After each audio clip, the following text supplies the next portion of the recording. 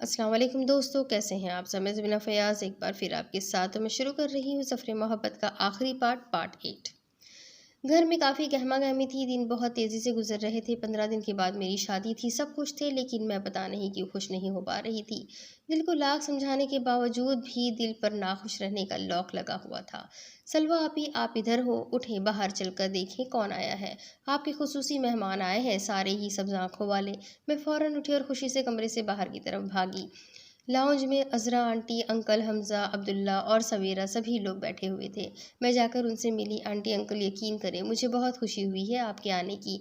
और भाई हमज़ा, आप सुनाएं कैसे हैं। हमज़ा जो किचन में किसी को देखने में मसरूफ़ था, फ़ौरन मेरे सवाल के जवाब में बोला, मैं ठीक हूँ सलवा, आप कैसी हैं। हमज़ा की इस हरकत पर मुझे बड़ी ज़ोर की हंसी आई थी।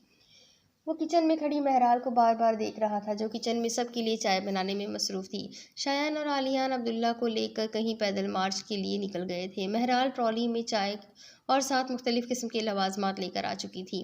महराल सबके लिए चाय कप्स में डाल रही थी और इस दौरान मैं हमज़ा की तरफ ही देख रही थी। मैं हमज़ा की तरफ ही देख रही थी। महराल की तरफ देखता और आंखें झुकाकर मुस्कुराने लग जाता। मैं हमज़ा के इस रद्द अमल को देखकर मुस्कुरा रही थी। मैंने इन दोनों की जोड़ी को सेट कर रखा था, लेकिन शायद मुझे इसकी ज़रूरत ना पड़ेगी, क्योंकि हमज़ा की हरकतों से लग रहा था कि वो दोनों खुद ही एक दूसरे को पसंद कर लेंगे। सब बड़े आपस की बातों में मसरूफ़ थे। हमारा यहाँ क्या काम भला। हमज़ा, महराल और सवेरा और मैं, हम चारों बाहर लॉन में चले गए थे। आज सुबह बारिश हुई थी, जिसकी वजह से मौसम खुशगवार था। हर पत्ता, हर फूल धुला-धुला और निखरा हुआ लग रहा था। लॉन में घास पर अभी भी कहीं-कहीं पानी जमा था। हमज़ा ने चाय पीते हुए चाय की तारीफ़ की थी। मुझे वो दिन याद आ गया था जब एहसन ने भी पहली बार मेरे हाथों की बनी चाय पी और बाद में फिर मेरी बनाई हुई चाय का दीवाना हो गया था, और सलवा का भी। कभी-कभी सोचती हूँ कि उसे किस नाम से याद किया करूँ। मेरा दिल उसे बेवफ़ा कहने की गवाही नहीं दे पाता था, लेकिन फिर भी अपने दिल की तसल्ली के लिए उसे अक्सर ऐसे नामों से पुकारती रहती थी। दिल की भड़ास निकालने के लिए, हमज़ा भाई, मेरी उर्दू की क्लास का टाइम हो रहा है, मुझे छोड़ आइए प्लीज़। हमज़ा जो महराल के साथ बातों में मसरूफ़ था, वो उठने का नाम ही नहीं ले रहा था। हमज़ा की आसानी के लिए शायद वो जाना नहीं चाहता था। सवेरा चलो, मैं आपको छोड़ आती हूँ। आज दोनों इकोनॉमिक्स के स्टूडेंट्स इकट्ठे हो ही गए हैं, तो इन्हें बातें कर लेने दो। सलवा हपी, सच्ची आप मुझे छोड़ने जाएंगी। हाँ बेटा, मैं छोड़ने चलती हूँ। जाओ अंदर, जाओ आप अंदर, मामा और पापा को भी बताओ। वो खुशी से भागती हुई अंदर की तरफ भागी। सलवा, शुक्रिया। अरे किस बात का शुक्रिया, यही कि आप सवेरा के साथ जा रही है। हमजा, सवेरा मेरी छोटी बहनों की तरह है,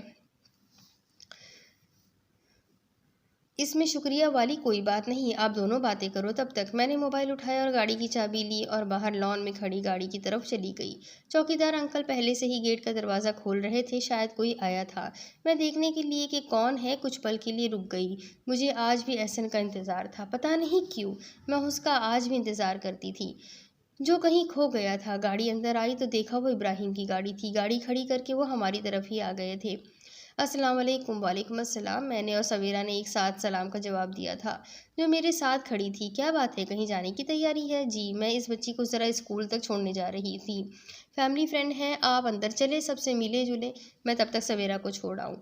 सलवा, ज़रा जल्दी आना, मुझे तुमसे बात करनी है। मैं बहुत सारे सवाल अपने चेहरे पर सजाए हुए गाड़ी में बैठ गई। सवेरा मेरे साथ फ्रंट सीट पर बैठ चुकी थी। सलवा आपी, मैं बहुत खुश हूँ कि आप मुझे छोड़ने जा रही हैं। मैं हल्की सी मुस्कान के साथ गाड़ी चलाने लगी। सारे रास्ते मेरे चेहरे पर हवाइयाँ उड़ती रही थी कि अल्लाह खैर करे, क्या बात होगी। सवेरा को उसके स्कूल उतार कर तेज़ रफ्तारी में गाड़ी को घर की जानिब मोड़ दिया। मेरा दिल घबरा रहा था, जैसे कुछ होने वाला हो, और फिर वही हुआ जिसका डर था। मैं घर पहुंची तो हमज़ा और महराल को अभी तक लॉन में ही पाया। वो दोनों अभी तक बैठकर बातें कर रहे थे। आप ही, आप आ गई हो। अबरार भाई आपके इंतज़ार में बैठे हैं, जाइए अंदर। मैं बोझल कदमों के साथ अंदर की तरफ बढ़ी, जहाँ सब लोग बैठकर बातें कर रहे थे। मेरे दादाजी, बाबा, भाई और अम्मी, सभी लोग कितने खुश दिखाई दे रहे थे। भाभी और खाला भी किचन में खाने की तैयारी में मसरूफ़ थी। उज़रा आंटी और अम्मी भी किचन में बैठी हुई थी। लो भई सलवा भी आ गई। इब्राहिम मुझे देखते ही उठकर मेरी तरफ आ गए थे। सलवा, मुझे तुमसे बहुत ज़रूरी बात करनी है, क्यों ना कहीं बाहर चले? क्यों, घर पर वो बात नहीं हो सकती क्या?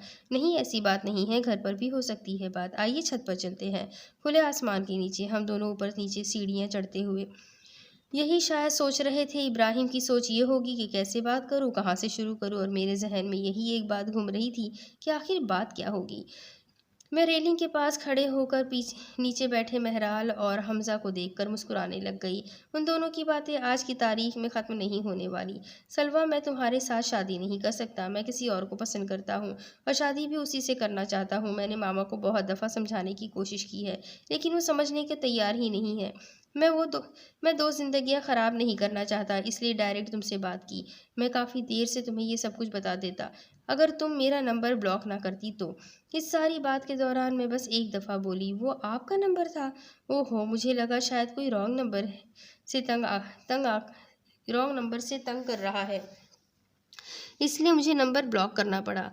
तुम्हें अभी भी नंबर की पड़ी पड़ी हुई है, और पिछली सारी बात का तुमने कोई रद्द-ए-अमल ज़ाहिर नहीं किया सलवा।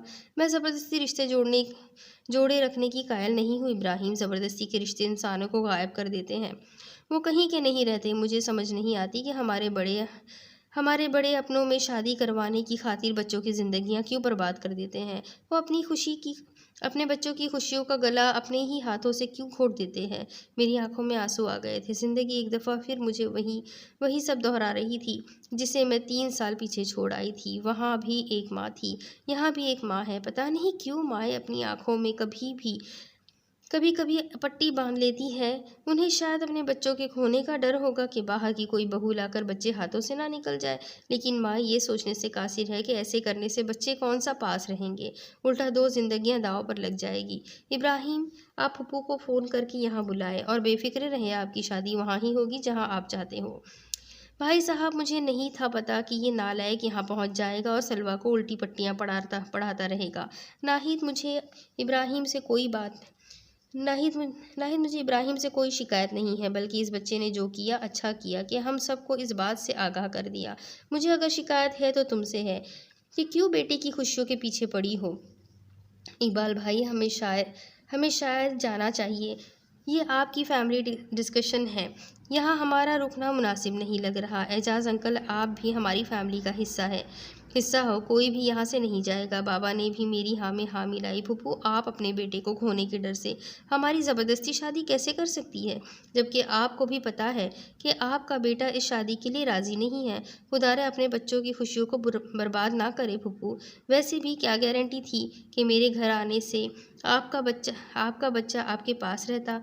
वो फिर भी दूसरी शादी करके चला जाता, और तब क्या होता, हम दोनों अकेली रह जाती। मैंने पप्पू के हाथ पकड़कर उनसे दरख्वास्त की कि एक दफ़ा अपने बेटे की खुशियों के साथ चले। प्यार करने वालों के दिल बहुत बड़े होते हैं पप्पू, यकीन करें, वो लड़की इब्राहिम से बढ़कर आपका ख्याल रखेगी।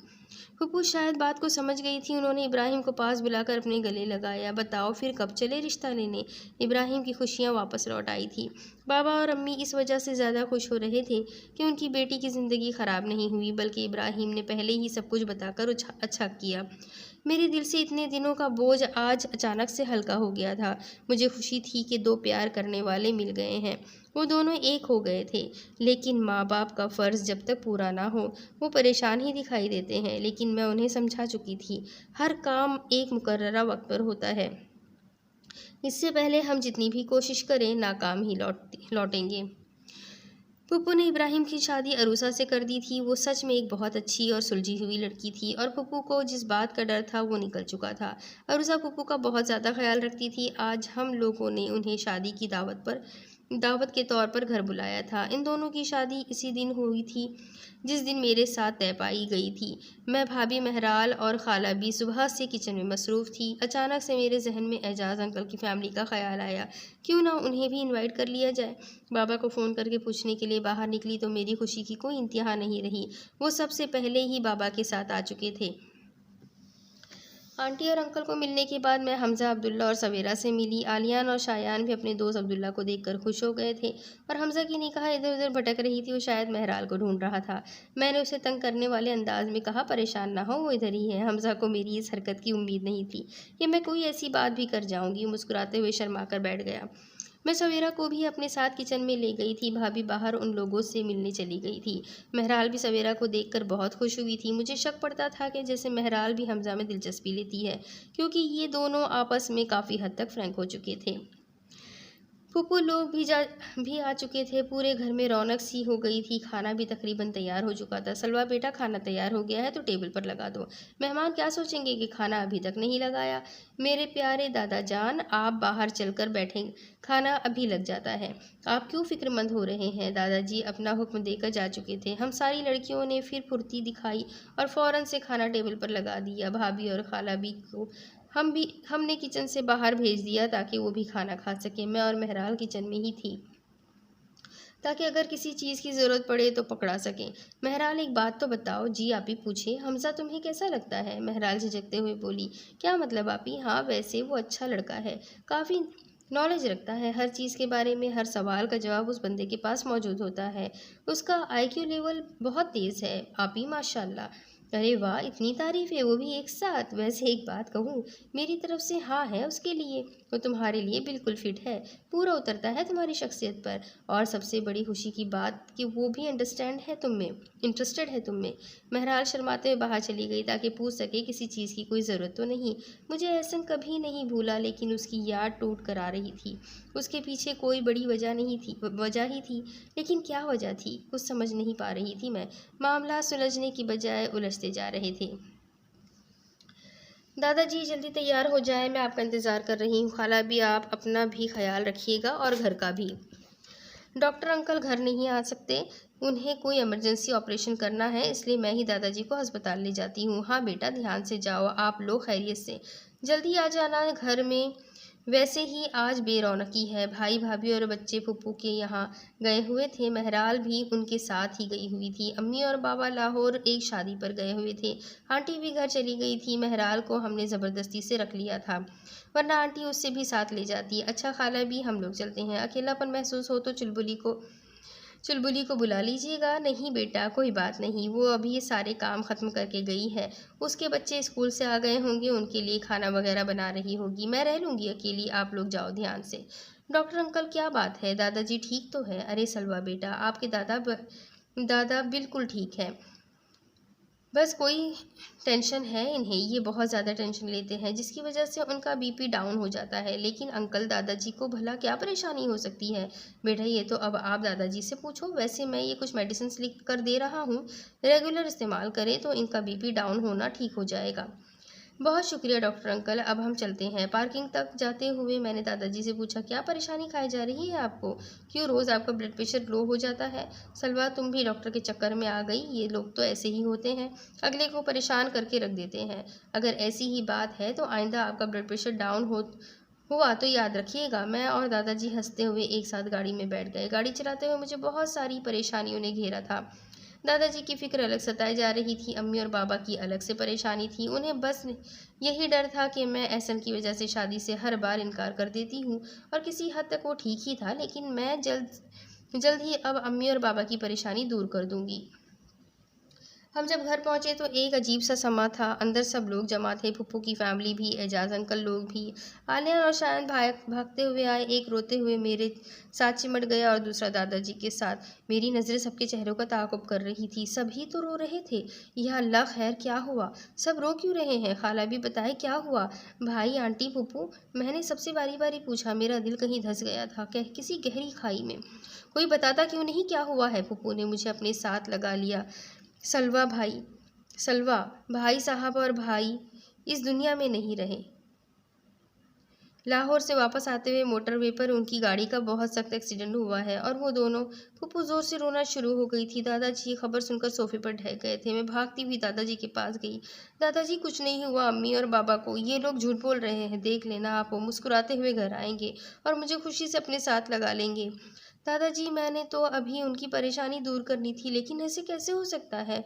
मुझे लगता है मैंने उनकी परेशानी दूर कर दी है। मैं फूट फूट कर रो रही थी।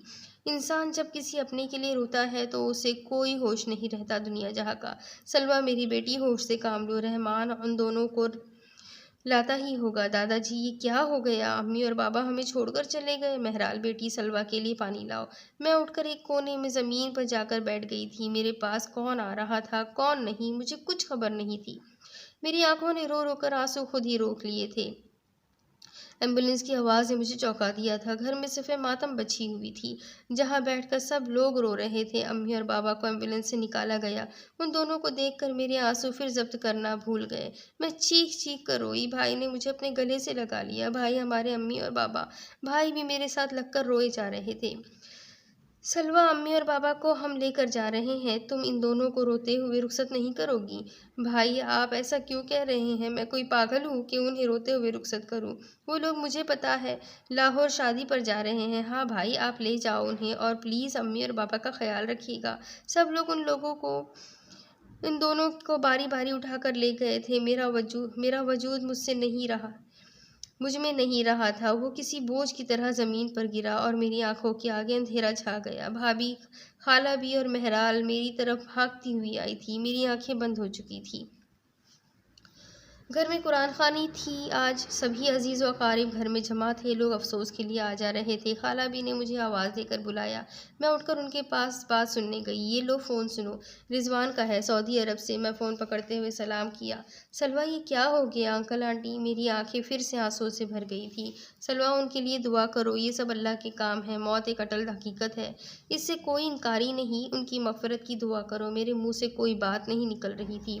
सलवा मेरी बहन चुप करो, अल्लाह सब्र देगा। दादाजी का सुनाओ, कैसे है वो? बस ठीक ही है, वो भी खुद को संभाल नहीं पा रहे। कुछ देर बात करने के बाद राब्ता मुंतका हो गया। मैं सोफे पर ही बैठ गई थी। एहसन ने मुझे आज के दिन भी फ़ोन नहीं किया था। जब मैं सबके दरमियान होते हुए भी अकेली हो गई थी, उसे पता तो चल गया होगा ना कहीं से। मेरे आंसू थमना भूल गए थे। कब तक बरसते रहेंगे मुझे कोई पता नहीं था। अब मुझे खुद ही अपने आप को संभालना था। सब कुछ ख़त्म हो गया था, सब कुछ। ज़िंदगी अपने मामूल पर वापस आ चुकी थी। आलियान और शायान के कॉलेज ओपन हो चुके थे। भाई को भी वहाँ ऑफिस से कई बार फ़ोन आ चुके थे। मैंने और दादाजी ने ही ज़िद करके उन्हें वापस भेज दिया था। वो लोग आज सुबह की फ़्लाइट से ही अमेरिका वापस चले गए थे। आलियान शायान जाते हुए बहुत उदास थे, लेकिन वापस जाना उनकी मजबूरी थी। महराल और आंटी को हमने हमेशा के लिए अपने साथ रख लिया था। वैसे भी मामू की वफ़ात के बाद वो दोनों वहाँ अकेली ही रहती थी। घर को किराए पर दे दिया था। घर का किराया आंटी को आ जाता था महीने के बाद।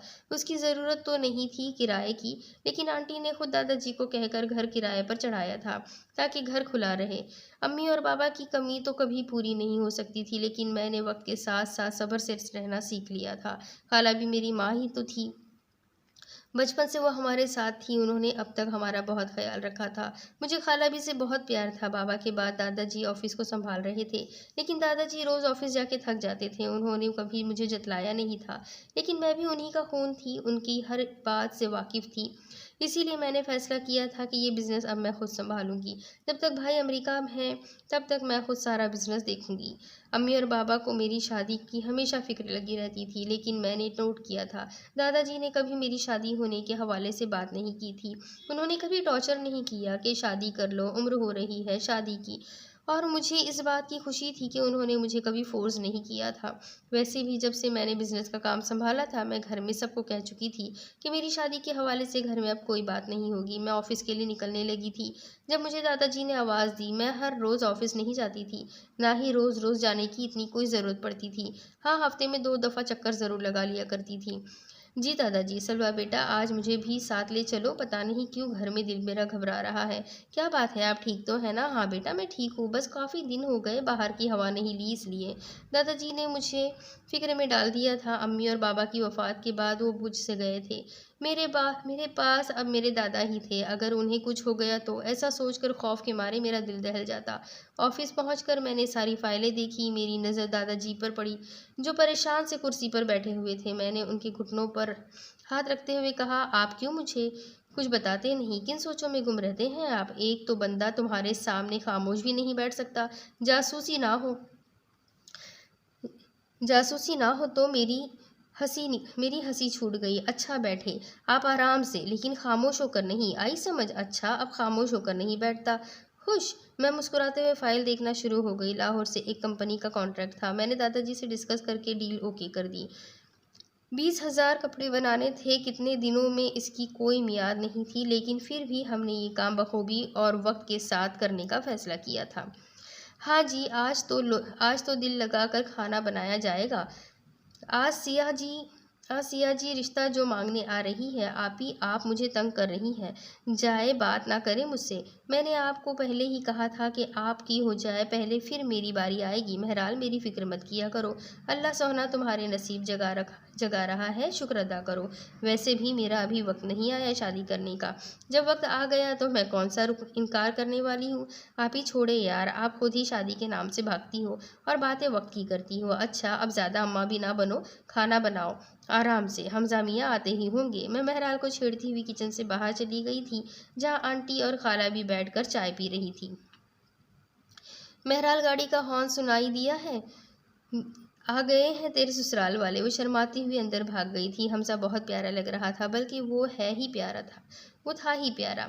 सवेरा और अब्दुल्ला भी खुश दिखाई दे रहे थे। आंटी और अंकल सबसे ज़्यादा खुश थे। महराल कोल्ड ड्रिंक और जूस वगैरह टेबल पर रख के और सबको सलाम करके फिर से किचन में गुम हो गई थी। मैंने सबको उनकी पसंद के मशरूबात ग्लास में डालकर दिए थे।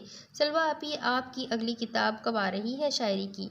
सवेरा बच्चे, इसका काम तो चल रहा है, क्या पता 1 माह ही लग जाए।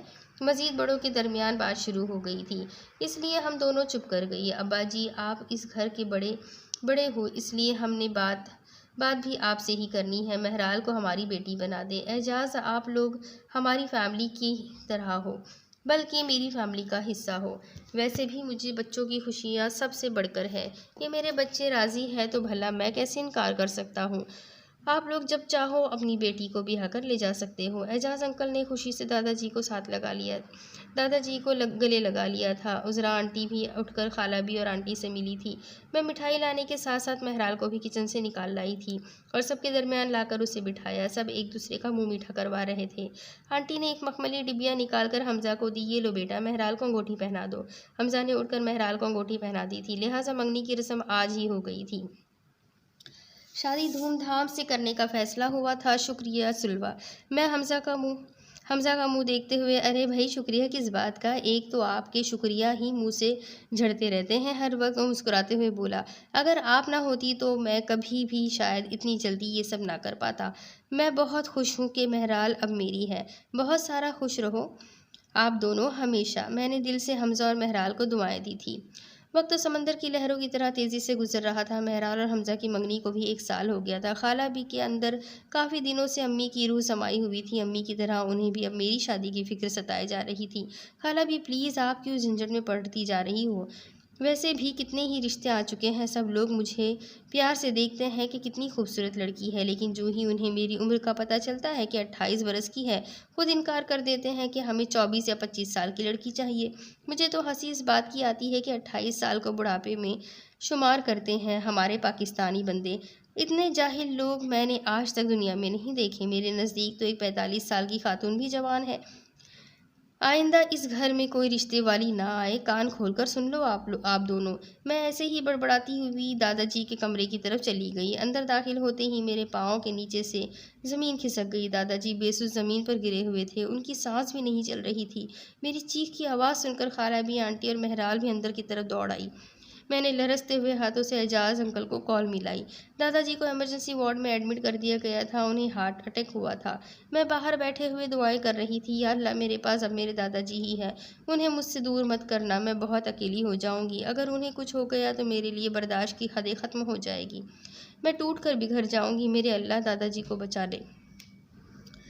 आंसू ज़्यादा बहा लेने से किसी अपने से मोहब्बत का अंदाज़ा नहीं होता, कब हम कितनी मोहब्बत करते हैं अगले से, बल्कि आंसू तो हमारा दुख बांटने का आसरा होता है।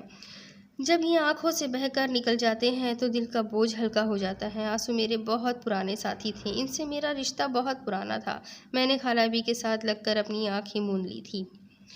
रात को एजाज अंकल और हमजा भी हमारे पास आ गए थे। अंकल ने मुझे बहुत सारी तसल्लियाँ दी थी, लेकिन डॉक्टरों का कहना कुछ और ही था।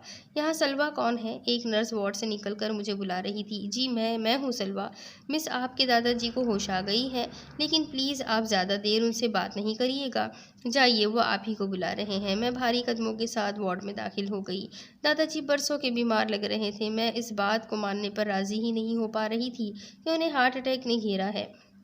उनका सुर्खी मायल रंग पीला पड़ चुका था, होठों से बात भी नहीं निकल पा रही थी उनसे। मुझे देखते ही उन्होंने मेरे हाथ को अपने हाथ में पकड़ा। मैंने दादाजी का मुंह माथा चूमा था।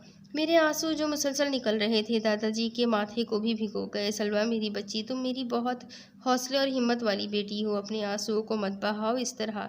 दादाजी बहुत आहिस्ता आवाज़ में बात करते हुए भी कितनी देर रुक जाते। उनको सांस लेना भी मुश्किल हो रहा था।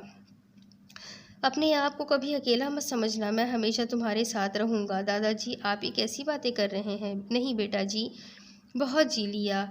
मेरी एक बात मानोगी? मैंने रोते हुए इस बात में सर हिलाया। अगर ज़िंदगी में कभी एहसन वापस आ जाए तो उसे अपनाने में देर मत करना, उसे माफ़ कर देना और अपनी ज़िंदगी का साथी बना लेना। आप मेरे साथ फिलवक्त इस इंसान की बात ना करें, वो बेवफा तो था ही, लेकिन अकेला भी कर गया मुझे। हमेशा साथ रहने के वादे करके कभी सोचा भी नहीं होगा उसने कि उसके जाने के बाद मैं कितनी मुश्किलों से दो चार हुई हूँ। आप उसकी बातें ना करें। दादाजी, आपको कुछ नहीं होगा।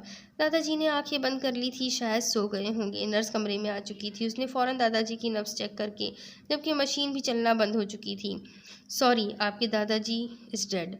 ये सुनकर मेरी सांस चलना भी बंद हो गई थी। तो आप भी मुझे छोड़कर चले गए आखिर? अकेला कर गए आप भी?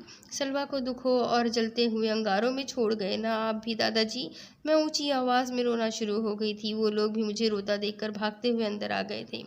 सलवा मेरी बच्ची, अपने आप को संभालो। खाला भी देखे ना दादाजी ने क्या कर दिया हमारे साथ। ये तो मुझे खुश रहने की नसीहत करते थे, जबकि ये खुद भी जानते थे जितने दुख इनकी सलवा सह रही है, इतने दुख कोई उठा भी नहीं सकता।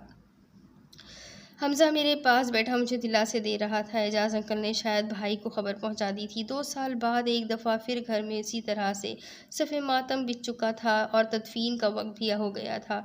मैं कोने में बैठी वही सलवा थी जिनके साथी आंसू थे। जो रात कब्र में है वो बाहर नहीं। मौत एक अटल हकीकत है, लेकिन अपनों के जाने की अज़ियत बहुत होती है। अम्मी और बाबा की तरह दादाजी को भी उठाकर ले गए थे। घर के दरो दीवार भी चीख रहे थे। आलियान और शायान को देखकर मैं उन दोनों के गले लगकर बहुत आंसू बहा रही थी। मैंने दादाजी की नसीहत को अपनाने का फ़ैसला भी कर लिया था। अब मैंने कभी ना रोने का एक बहुत बड़ा दिल में तय कर लिया था। अब 1 साल बाद घर में महराल की शादी की तैयारियां उरूज पर थी। हम लोग तैयारियों में काफ़ी मसरूफ़ हो गए थे। आज आलियान और शायान अमेरिका से वापस आए थे। भाई और भाभी का बाद में आने का प्रोग्राम था। मैं इन दोनों को लेने एयरपोर्ट के लिए निकलने लगी थी। महराल, यार आ जाओ तुम भी हमारे साथ। हमजा तुम्हारा होने वाला शौहर है अब। इससे कम शर्माया करो। आप ही प्लीज़ फ़लसफ़े मत झाड़ो, आप जाओ अब। हमजा आपका इंतज़ार कर रहा होगा। मैं घर में रहकर अपने आली और शानी के लिए उनके पसंद के खाने तैयार करती हूँ। मैंने गाड़ी रिवर्स गियर में डाली और गेट से बाहर निकल गई। बाहर निकलते हुए चौकीदार अंकल बोले, सलवा बेटा, मेरे दोनों बाबू को ध्यान से लाना। जी अंकल, इंशाल्लाह। मैं मुस्कुराते हुए गाड़ी चलाने लगी। बटाला कॉलोनी से निकलकर मैं गाड़ी का रुख अपने दूसरे घर की तरफ किया। दादाजी की वफ़ात के बाद मुझे उस घर में वहशत सी होने लग गई थी। इस घर की दीवारों दीवारें मेरे होते हुए भी तन्हा हो चुकी थी, या शायद मैं अभी भी उसी घर में रहती तो रोना कभी ना भूल पाती। इसलिए एजाज अंकल को कहकर हमने अपना सारा सामान बटाला कॉलोनी वाले घर में शिफ्ट कर दिया था और वो लोग हमारे उस घर में शिफ्ट हो गए थे। एजाज अंकल लोगों ने अपना घर भी तामीर कर लिया था, लेकिन मेरे ही इसरार करने पर वो हमारे ही घर शिफ्ट हुए थे। मैंने गाड़ी का हॉर्न दिया तो हमजा साहब अलादीन के चिराग की तरह हाजिर हो गए। गाड़ी में बैठे हुए हमजा बता रहा था कि अब्दुल्ला कह रहा था कि ये क्या बात हुई, मेरे दोस्त आ रहे हैं और मैं घर पर नहीं हूँ। तो किसने उसे बोला था इतनी दूर जाकर यूनिवर्सिटी में दाखिला ले? इस्लाम यूनिवर्सिटी में दाखिला लेने का भूत सवार था उसके जहन में। खैर, वैसे वो यूनिवर्सिटी अच्छी है। ओह सच में, एक और बात तो बतानी भूल गया। एक लड़का आया था घर, आपका पूछ रहा था, लेकिन आप ही ने मना कर दिया था कि कोई आए तो किसी को भी नहीं बताना कि हम लोग कहाँ चले गए हैं। इसलिए मैंने टाल मटोल करके उसे भेज दिया था। लेकिन उस दिन के बाद मैं लगातार उसे घर के बाहर खड़ा देखता हूँ। वो कुछ देर घर को देखता रहता है, फिर उसके बाद वो चला जाता है। पता नहीं क्यों मुझे ऐसा लगता है जैसे वो कोई बहुत करीबी है आपका। वरना वो रोज़ ऐसे घर के बाहर ना आता। हमजा की बातों से मेरे दिल में कुछ हलचल हुई, कहीं एहसन तो नहीं। मेरा दिल ज़ोर से धड़कना शुरू हो गया था। मैंने वैसे सबको मना कर रखा था कि उस घर का एड्रेस किसी को पता ना चले। यहाँ तक कि मैंने रहीम अंकल को भी मना कर रखा था। वो यकीनन एहसन ही होगा या फिर कोई और भी हो सकता है। मैं दिल को तसल्ली देने लग के लिए बस ऐसा कह रही थी कि शायद वो एहसन हो या नहीं। इस बात को गोल मोल करने के लिए मैं हमजा के साथ इधर उधर की बातें करना शुरू हो गई थी। 9 साल वो कहाँ जी रहा था जो अब मुझे मज़ीद तकलीफ़ देने के लिए आ गया। मैंने उसकी यादों से बगावत कर ली थी, जो कि हर बार मेरे लिए नामुमकिन रही। क्यों लौट आया मेरी ज़िंदगी में वापस किसी भूले भटके हुए हवा के झोंके की तरह। मुशायरे पर रहीम अंकल तो वाकिफ़ थे ना मेरे माजी के बारे में, इसीलिए जब मैं उसे पहचानने से इनकार किया तो इनकार रद्द अमल नॉर्मल ही था। तो उस दिन हमज़ा ने जो बताया था तो यकीनन वो पूछने वाला एहसन ही था। जितना खुद को उस शख्स से दूर किया उतना ही नज़दीक आकर खड़ी होती गई। आज वो पीछा करते हुए घर तक भी आ गया। पाकिस्तान से जब वो गया था उसने सबसे राब्ते ख़त्म कर दिए थे। पाकिस्तान आकर उसने दोबारा सबसे राब्ता बहाल किया था, यहाँ तक कि अंकल रहीम के साथ भी। मैं उसके बारे में इतना क्यों सोच रही हूँ? नहीं, मुझे उसके बारे में इतना सोचने की कोई ज़रूरत नहीं है। मुझे दादाजी की कही हुई बातें याद आ रही थी कि अगर कभी वो ज़िंदगी में वापस लौट आया तो उसे अपना लूँ और माफ़ भी कर दूँ। माफ़ करना आसान था लेकिन अपनाना ऐसा हरगिज़ नहीं हो सकता। एक ऐसा इंसान जिससे घर वालों के बाद सबसे ज़्यादा प्यार किया जाए। घर वालों से प्यार तो एक अलग बात होती है, लेकिन एहसन के साथ मेरा प्यार रूह का था, एतमाद का था, भरोसे का था। वो शख्स तब भी ना आया जब मेरे माँ बाप मुझे छोड़कर चले गए। वो तब भी ना आया जब मेरे दादाजी भी इस दुनिया से चले गए। मेरे वो दादा जो उस इंसान से भी कितना प्यार करते थे, कितना मान था दादाजी को एहसन पर। मेरा एक रिश्ता टूटा तो बाद हर कोई बड़ी उम्र का ताना देकर चला जाता। उसकी माँ ने मुझे बेहया बदचलन कहा तो मैं खामोश खड़ी सुनती रही। तो उस शख्स को क्या माफ़ करना इतना आसान काम था? मुझे बेशक मोहब्बत अब भी है उससे, लेकिन मैं जितनी टूट गई हूँ पता नहीं कभी खुद को जोड़ भी पाऊंगी कि नहीं। और अब उसका इस तरह मेरा पीछा करना बेईमानी था। वैसे भी शादी करके भी वो इस तरह पीछे आएगा तो बहुत बुरी सोच है उसकी। जब से वो मुशायरे पर नज़र आया था, ज़िंदगी फिर माजी को उखेड़ कर मेरे सामने ला खड़ा कर रही थी। मैं जितना उससे भाग रही थी वो एक परछाई की तरह उतने ही मेरे करीब आता जा रहा था। आखिर क्यों? दादाजी, आपके वो कहे हुए आखिरी लफ्ज़ मुझे मुश्किल में डाल रहे हैं। आप क्यों मुझे कह गए थे कि मैं उसे अपना लूँ? क्यों? आखिर क्यों? खाला भी, वो रिजवान भाई की कॉल आई थी। वो लोग भी पाकिस्तान आ चुके हैं कल के, लिहाजा मैं सोच रही थी कि भाभी के लिए भी एक सूट ले आएंगे। हमारी तरफ से महराल की शादी का तोहफ़ा हो जाएगा। मेहंदी की रस्म पर वो भी हमारे जैसा सूट पहन लेगी। सारी लड़कियों के एक जैसे हो जाएंगे। एक तो आज ठंड भी बहुत है सलवा बेटा। ऐसा करो आज आप दोनों बहनें चली जाओ शॉपिंग के लिए। मुझसे तो जाया नहीं जाएगा इतनी सर्दी में। आंटी, आप चलेंगी? कि आपके भी इरादे नेक ही है नहीं सलवा? हाँ, तुम वैसे ठीक ही कह रही हो। आज तुम और महराल चली जाओ आली के साथ। मैं और आप फिर किसी दिन चली जाएंगे। चले ठीक है, जैसी आप दोनों की मर्ज़ी। आली तैयार होकर आ गया था। क्यों भाई, लेडीज़ तैयार हो आप सब? हाँ चलो चलते हैं। आंटी और खाला भी नहीं जा रही। आली आली गाड़ी की चाबी घुमाता हुआ बाहर की जानिब चला गया। हम भी खुदा हाफिज़ कहकर बाहर खड़ी गाड़ी की तरफ आ गए। आली वो शानी की तरह उसने नहीं जाना क्या हमारे साथ? मैं शानी का जिक्र कर रही थी कि वो हमारे पीछे ही कब का खड़ा था शायद। मेरी दो प्यारी फुप्पुएं, मेरी बात कान खोल कर सुन लो दोनों। मैं और महराल एक दूसरे का मुंह देखना शुरू हो गई कि अब उसकी फजूल हरकतें शुरू हो जाएगी। फुप्पू, दरअसल मैं आज ना अपनी फुप्पू उसने कोई नहीं जाना, बस आप दोनों को पुकार रहा है। आली जो गाड़ी स्टार्ट करके हमारे लिए खड़ा था वो बोला। महराल गाड़ी में जाकर बैठ गई थी। आली बेटा रुक, अब मैं इसकी पिटाई लगा कर आऊँगी। ऐ मेरी माँ, चले फुप्पू, अब आप मुझे मारेंगी? मैंने शानी के कान पकड़कर खींचे। फुप्पू रुके तो यार, वो दरअसल मेरा और अब्दुल्ला का आज कहीं और जाने का इरादा है, इसलिए आप लोग जाओ। मेरे कंधों पर हाथ रखे हुए गाड़ी तक ले आया। फ्रंट डोर खोलकर मुझे अंदर बिठा दिया। मैंने प्यार से शानी के गाल थपथपाया और सुनो, अपना ख्याल रखना जहाँ भी जाओ। शानी ने मुस्कुराते हुए दरवाज़ा बंद कर दिया। मैंने आली को देखा जो मज़े से गाड़ी ड्राइव कर रहा था। अब ये दोनों ही तो मेरी ज़िंदगी थे। मैंने प्यार से आलियान की तरफ देखा था। ये कौन है आखिर जो हमारी गाड़ी का पीछा कर रहा है, और अब शॉपिंग मॉल में पहुंचकर भी वो हमारे पीछे ही था। आलियान, क्या हुआ मेरी जान? फूफू, कुछ नहीं, वो बस ऐसे ही मुझे लगा वहाँ मेरा कोई दोस्त खड़ा है। लेकिन नहीं, मेरा वहम था बस। गाड़ी पार्किंग लॉट में खड़ी करके हम तीनों शॉपिंग मॉल में दाखिल हो गए, लेकिन मैंने अब भी नोटिस किया था कि जैसे वो आदमी अभी भी हमारे पीछे है।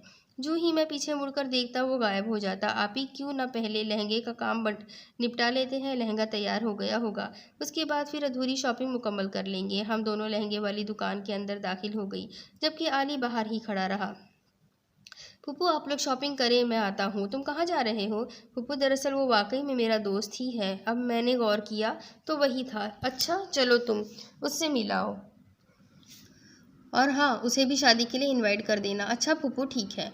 और सुने, अगर मैंने देरी की तो मुझे आप कॉल कर लेना। मैंने इस बात में सर हिला दिया। काले रंग की जैकेट, गले में मफलर लपेटे, नीली जीन्स और सफ़ेद रंग के शूज़ पहने ये खूबसूरत नौजवान कौन हो सकता है? उसने अभी तक मुझे नहीं देखा था। उसकी मेरी तरफ कमर थी, या वो जानबूझकर अनजान बना खड़ा था? क्या पता वो जान गया हो कि मैं उसका पीछा कर रहा हूँ। अचानक उसकी नज़र मेरी तरफ उठी। मैं उस इंसान को देखकर जैसे फ्रीज हो गया था, हरकत करना भूल गया। एहसन भाई।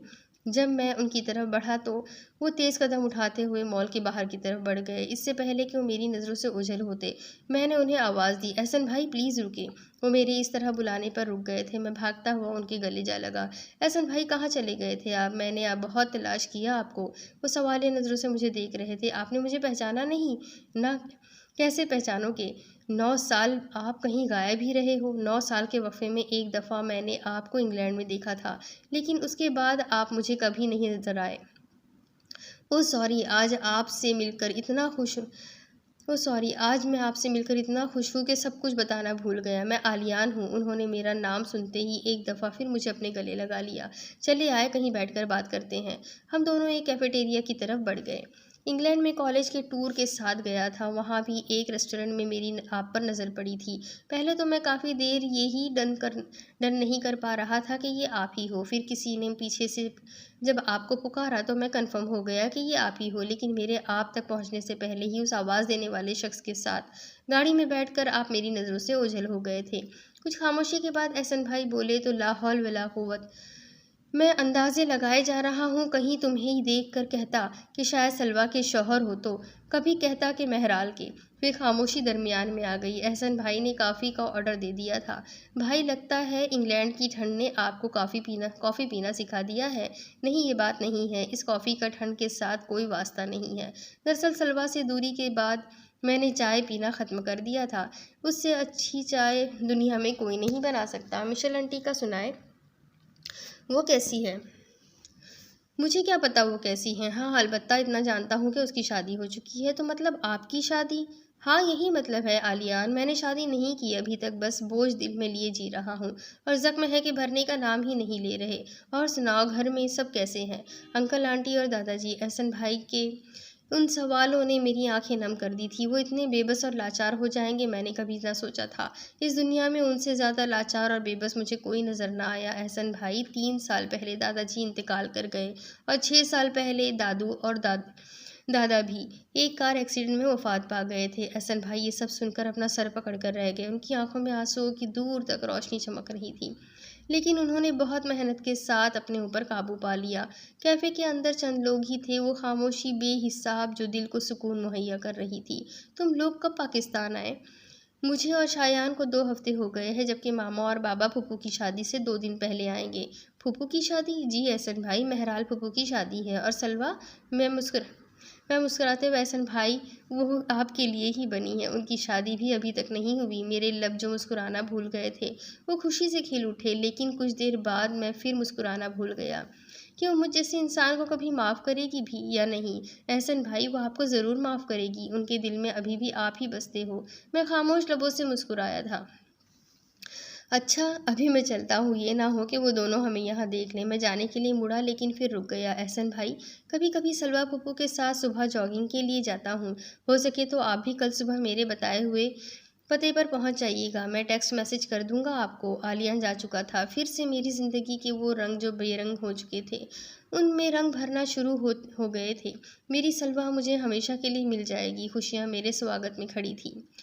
दूसरी तरफ खाला भी वो शख्स अगर 9-10 साल के बाद वापस लौटा भी है तो क्या वो मेरे लिए वापस आया है? अच्छा, मैं मान भी लूँ कि वो मेरे लिए आया है या मुझे देखकर उसका दिल नर्म पड़ भी गया है, तो आप कहती हो मैं उसे माफ़ कर दूँ?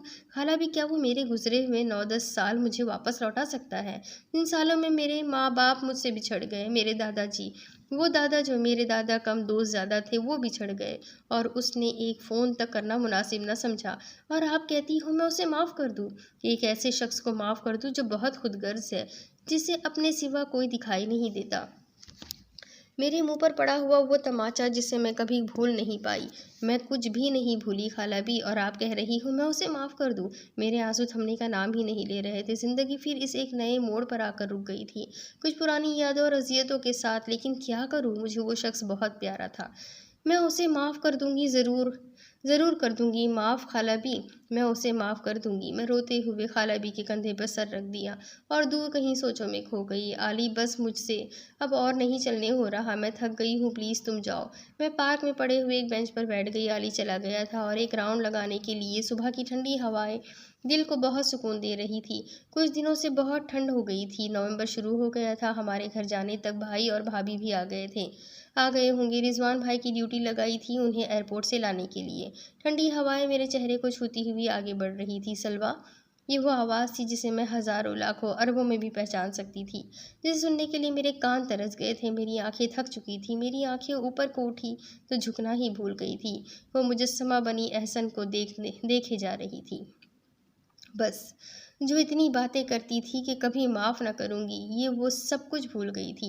सलवा, मैं तुम्हारा गुनहगार हूँ, मुझे माफ़ कर दो।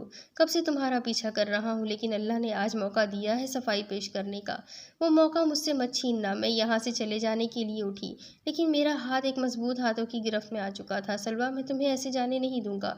प्लीज़ एक दफ़ा मेरी बात सुन लो, फिर बेशक चली जाना। मैं फिर अपनी जगह पर बैठ गई थी, इस मजबूर इंसान की मजबूरियाँ सुनने के लिए।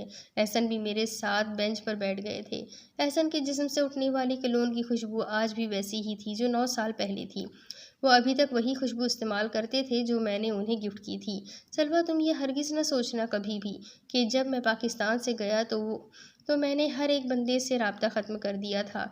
मैंने तुमसे जो बदसलूकी की थी उसके बाद मैं कभी चैन से नहीं रह पाया। एक एक लम्हा मैंने अजियत में गुजारा है। सलवा, मैं तुम्हारे बगैर नामुकम्मल हूँ। तुम्हारे एक्सीडेंट का सुनकर मैं भाग नहीं गया था, बल्कि अस्पताल में तुम्हारे पास बैठकर दिन रात आंसू बहाए थे मैंने। ये हरगिज़ मत समझना कि यहाँ मैं अपनी अच्छाइयाँ बयान करने आया हूँ। बस मैं अपनी सच्चाई में कुछ सफाई पेश करने आया हूँ। उसके बाद फैसला तुम्हारा होगा। कुछ देर हमारे दरमियान खामोशी छा गई थी। सूरज अपनी किरणें ज़मीन पर फैला रहा था, जिससे ठंड का एहसास भी कम हो रहा था। परिंदे अपने घोंसलों से निकलकर दरख्तों पर चहचहा रहे थे और आली कहीं गायब ही हो गया था। जिस दिन मुझे यकीन हो गया कि तुम अब ठीक हो, होश में आ चुकी हो, मैं तुम्हारे माथे से बोसा लेकर कमरे से निकल आया था। तुम उस वक्त गुनूदगी में थी। मैं आराम से एहसन की बातें सुन रही थी और मुझे मेरा ज़मीर मलामत कर रहा था कि मैंने एहसन को बहुत गलत समझा। मैंने दादाजी को मना कर दिया था कि वो तुम्हें कुछ मत बताए मेरे बारे में, बल्कि मैंने यही कहा था कि तुम यही समझो मैं अस्पताल नहीं आया और तुम्हें छोड़कर चला गया, ताकि तुम मेरे जैसे इंसान से नफ़रत कर सको जो तुम्हें प्यार तक नहीं दे सका। कम से कम नफ़रत तुम तुम नफ़रत तो करोगी ना मुझसे। मैं यही कहता हुआ पाकिस्तान से चला गया। एक बेटा आखिर अपनी माँ से कितना नाराज़ रह सकता है भला। लेकिन मैंने कितनी देर अपनी माँ से मुंह फेरे रखा। मैं इसीलिए पाकिस्तान से कोसों दूर चला गया। अम्मी ने अपनी ज़िद फिर भी ना छोड़ी। कुछ खामोशी, लेकिन जब मिशेल ने खुद उस रिश्ते से इनकार किया तो तब जाकर उन्हें मेरी अहमियत का एहसास हुआ। मिशेल के भागने की खबर जब तुम्हारे जाने के बाद हुई तो तब भी मेरी माँ को ये बात झूठी ही लगी। फिर उसका अंजाम मेरा पाकिस्तान से दूर जाना ही मैंने बेहतर समझा। मिशेल के निकाह की खबर उन्हें तभी हुई जब मिशेल ने खुद मेरी माँ को बताया। वो अम्मी को इतना कहकर चली गई कि फूफू, एहसन सिर्फ सलवा के लिए बना है। इन दोनों के साथ ज़बरदस्ती करेंगी तो आप अपना एहसन गंवा देगी। एहसन की आंखों में आए आंसू मेरे दिल पर किसी कांटे की तरह चुभ रहे थे। मेरा दिल किया कि एहसन के आंसू अपने हाथों से साफ कर दूं, लेकिन हिम्मत ना हुई। अम्मी ने तुम्हें किया किया कुछ ना कहा। ऐसे कड़वे लफ्ज़ों से तो सीना छलनी हो जाता है। तुमने सब कुछ सहा। मैं ये सब बातें याद नहीं करना चाहती, लिहाजा आप माजी को दोबारा से ना खंगालें। मेरे अंदर इतनी कुव्वत नहीं बची एहसन कि मैं ये सब अब याद कर सकूं। मैंने अब अपने आपसे उस चीज़ का इकरार किया था कि अब कभी नहीं रोऊंगी, लेकिन मेरी गोद में धरे हुए मेरे हाथों पर आंसू मोती बनकर गिरना शुरू हो गए थे। मेरे सामने रोना बंद करो, मेरे अंदर इतनी कुव्वत बर्दाश्त नहीं है सलवा कि तुम्हारे आंसू देख सकूं। मैं तुम्हें रोता हुआ कैसे देखूं? प्लीज़ रोना बंद करो। मैंने अपनी उंगलियों के पोरों से सलवा के आंसू पोंछे। मुझे माफ़ कर दो सलवा। जब तक तुम मुझे माफ़ नहीं करोगी मैं तुम्हारे सामने नहीं आऊँगा। मेरी तुमसे की हुई बदसलूकी का अजाला हो सके शायद, और अब मैं तुम्हें कभी रोता हुआ ना देखूं। हो सके तो एक दफ़ा आकर मेरी माँ से मिल जाना, वो तुम्हारी राह तकती रहती है। चलता हूँ। एहसन उठकर जा चुके थे। मैं दूर जाते हुए एहसन को देख रही थी। एहसन, काश आप मेरी आंखें पढ़ लेते। इन आंखों ने हमेशा आपका इंतज़ार किया है और आप फिर मुझे यहाँ तन्हा छोड़कर चले गए। मैं आपके साथ चलना चाहती हूँ, हमेशा आपके हाथ पकड़कर, कदम से कदम मिलाकर। क्यों आप मुझे साथ लेकर नहीं गए? अभी भी आप मेरा फ़ैसला चाहते हैं, और मैं तो कब का फ़ैसला किए बैठी हूँ कि मैं आपकी हूँ, आपके सफ़र मोहब्बत की मुसाफिर। मोहब्बत गवाही और सबूत नहीं मांगती एहसन। आप एक दफ़ा प्यार से कहते कि मेरे साथ चलो, तो मैं बिना सोचे आपके साथ चल पड़ती। मैंने अपने चेहरे से एक आध गिरा हुआ आंसू पोंछा और आने वाली खुशियाँ जो मेरे इंतज़ार में खड़ी थी बाहें फैलाए उनके अंदर सिमट जाने के लिए उठ खड़ी हुई। घर पहुंचते ही भाई और भाभी से मिली। आली दोनों से मिलकर फिर से सोने के लिए चला गया था। महराल और खाला भी किचन में नाश्ते की तैयारियों में मसरूफ़ थी। मैं भी किचन से जाने के लिए उठी। सलवा रुको, मुझे तुमसे बात करनी है। भाई के कहने पर मैं फिर से अपनी जगह पर बैठ गई थी। 2 दिन बाद महराल की शादी है और मैं चाहता हूँ कि इस शादी के साथ तुम्हारी भी उसी दिन उस शादी के साथ तुम्हारी भी उसी दिन शादी कर दी जाए। मेरे चेहरे पर हल्की सी मुस्कान गुनगुनाने लग गई। मुझे आलिया ने सारी बात बता दी है, और रही बात एहसन की, वो बेकसूर है। एहसन की जगह कोई भी होता तो वो यही करता, क्योंकि मिशेल उनके घर की इज्जत थी। बिना किसी दलील के उनका सलूक यही होना था, और एहसन मुझे शुरू से पसंद है। एहसन जैसे लड़के को हम खो नहीं सकते, लिहाजा कल ही सब उनके घर चलेंगे और सारी गलतफहमियों का एतराफ़ करके शादी का भी बताएंगे। मैंने एहसन से बात कर दी है कि हम लोग कल आ रहे हैं। तुम्हारी क्या राय है? भाई, अभी भी आपको मेरी राय की ज़रूरत है, जबकि सब कुछ तो आप तय कर चुके हैं। मैं मुस्कुराते हुए अपने कमरे की तरफ बढ़ गई। भाई को मेरा जवाब मिल चुका था। आज बरसों बाद कुछ गुनगुनाने को दिल किया था, कुछ इकरार करना था। कोई शिकवे थे जो लब पर थे, कुछ वादे थे जो साथ रहकर निभाने थे। मैं दिल ही दिल में बहुत खुश थी, और मुझे अब खुश ही रहना था। जाने कहाँ गया है वो जो अभी यहाँ था। वो कौन था, कहाँ था? ता लम्हा गुज़श्ता ये जिस्म और साए, जिंदा थे रायगा, मैं जो कुछ था रायगा था।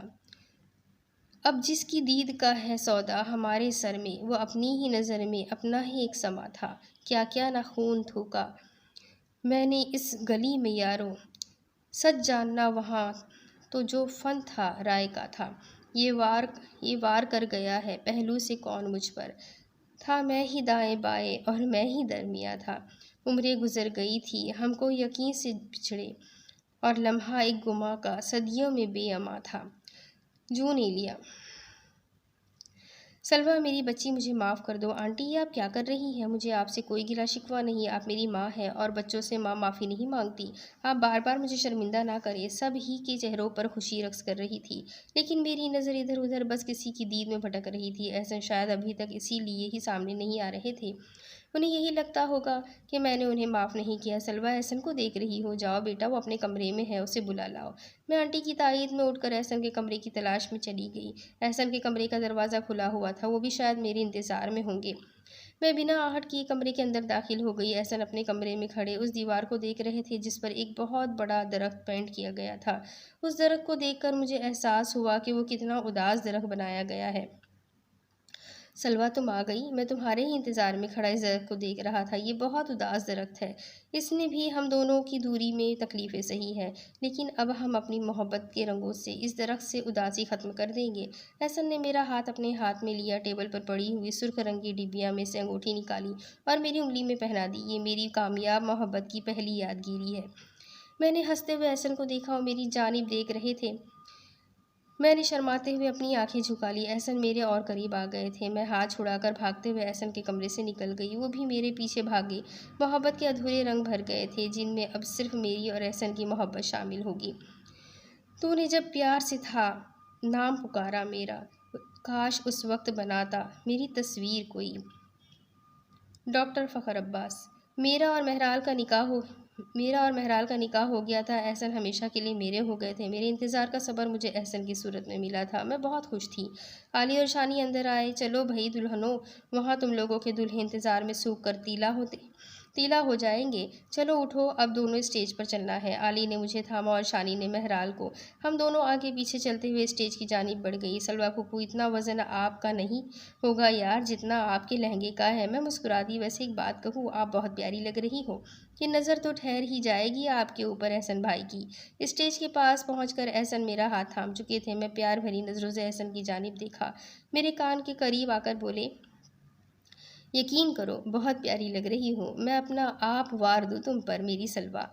एहसन की मजबूत गिरफ्त में मुझे अपनेपन का एहसास हो रहा था। वो अपनापन जिसका मैंने बरसों से बेताबी से इंतज़ार किया था। उनके हाथों में अपने हाथ पकड़ाए हुए हमारी सफ़र मोहब्बत की दास्तान का सफ़र शुरू हो गया था। अच्छी आँखों के पुजारी हैं मेरे शहर के लोग। तू मेरे शहर में आएगा तो छा जाएगा। हम क़यामत भी उठाएंगे तो होगा नहीं कुछ। तू फ़कत आँख उठाएगा तो छा जाएगा। फूल तो फूल है, वो शख्स अगर काटे भी अपने बालों में सजाएगा तो छा जाएगा। यूँ तो हर रंग भी सजता है बराबर